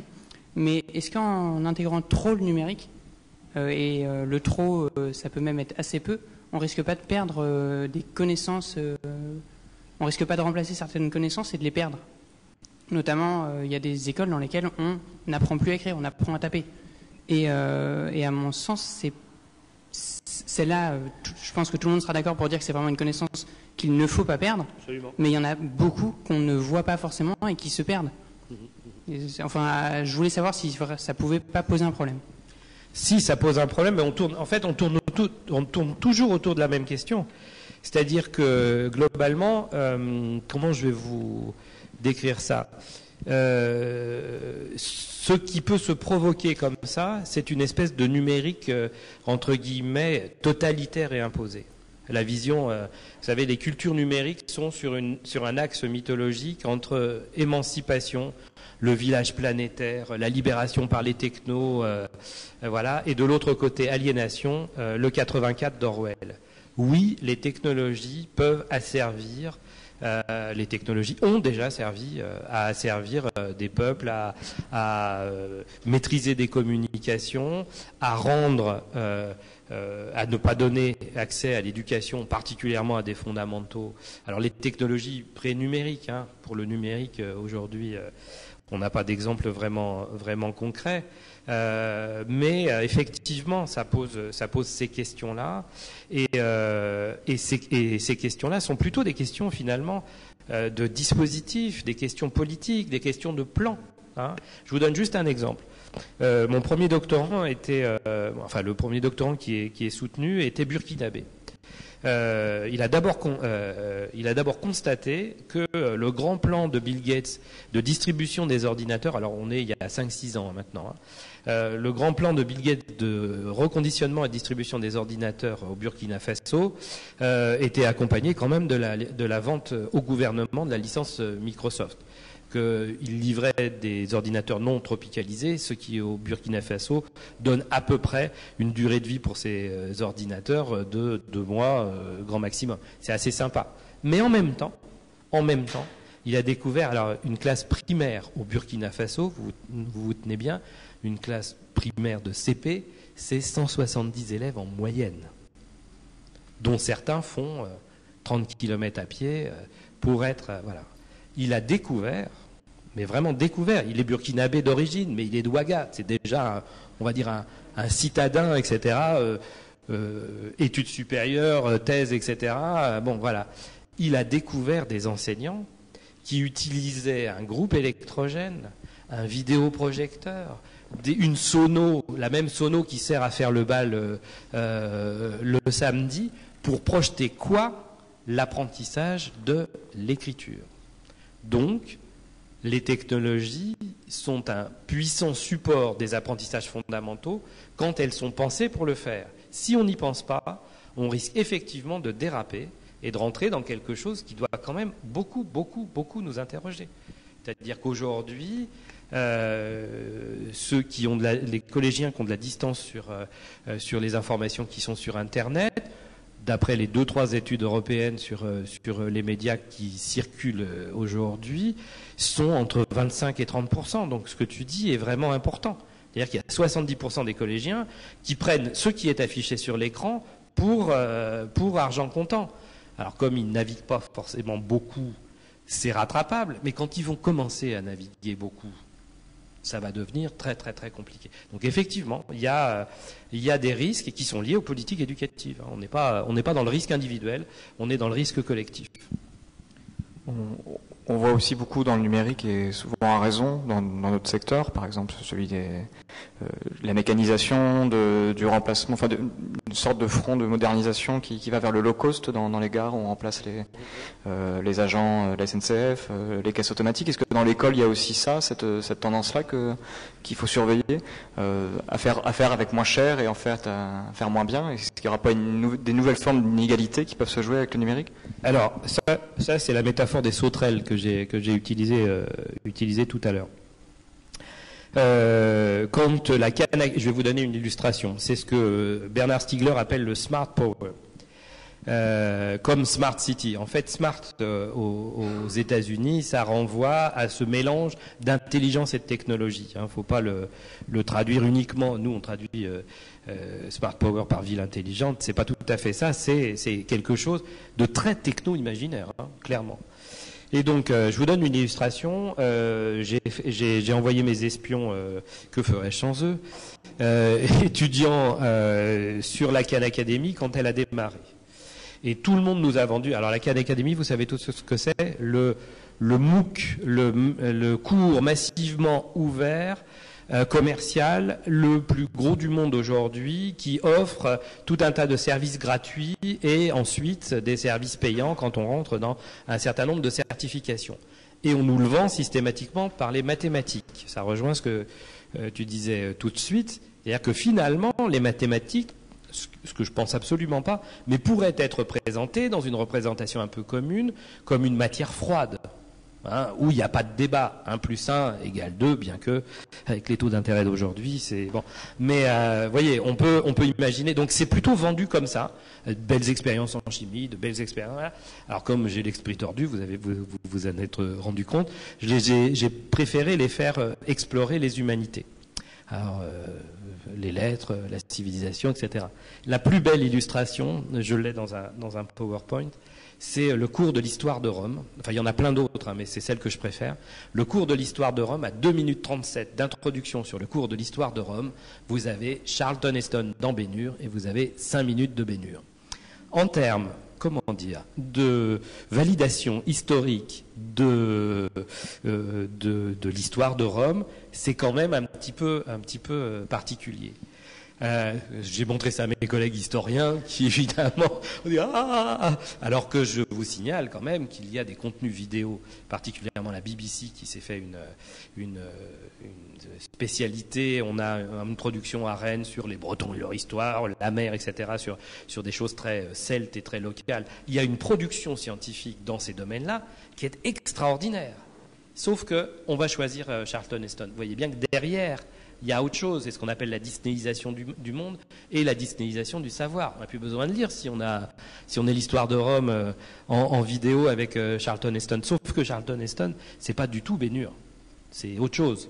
C'est une métaphore du cow-boy américain dans un contexte de péplum des années 60. Je pense que ça remonte aux années 60. Alors pourquoi je vous parle de ça ? Parce que ça aussi, ça fait partie des espèces de trucs qu'on nous vend, les MOOC, les grands dispositifs de formation, et qu'on se demande qu'est-ce qu'il y a derrière. Ce qu'il y a derrière, c'est que finalement, il y a une offre de contenu excessivement pauvre et totalement orientée, et une offre pédagogique nulle. Quand je dis nulle, elle est nullissime. Essayez ensuite, chers amis du CNAM, de monter des formations hybrides basées sur de véritables connaissances scientifiques avec des sujets un petit peu ardus, puis vous n'allez peut-être pas avoir les moyens de la Metro-Goldwyn-Mayer pour faire vos films, donc vous ferez des capsules vidéo, n'est-ce pas Nicolas, etc. Bon, essayez de présenter des choses qui soient pédagogiquement et scientifiquement valides, mais entre guillemets beaucoup moins sexy. Et ben l'enjeu il est là, le front il est là. C'est-à-dire qu'à un moment donné, on risque de se faire envahir. Alors il y a un deuxième front, je vous le cite directement, un truc qui s'appelle l'Emmaüs Connect, dont certains ont peut-être entendu parler, qui projette d'insérer, alors le pauvre Abbé Pierre doit avoir bien du mal dans sa tombe, qui propose d'insérer cette année 500 000 jeunes, si mes souvenirs sont bons, et l'année prochaine 1 million de jeunes grâce à un portail internet.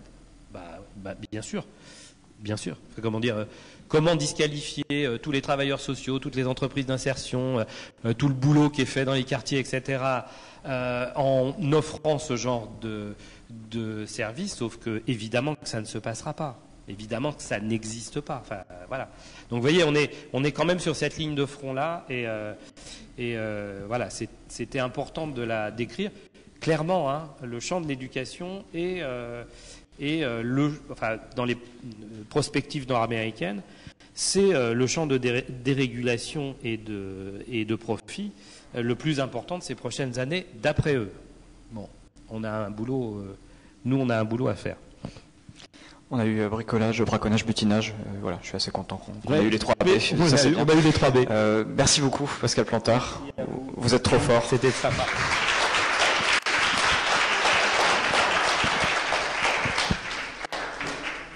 Très bien, donc un petit mot de conclusion rapide. Donc merci à tous les deux. Et donc je vous rappelle le rendez-vous donc de demain, si vous souhaitez. Il y a encore temps de s'inscrire auprès de Sophie Barès, donc pour l'atelier donc mise en application de ce que vous avez entendu tout à l'heure, enfin une petite partie. Voilà.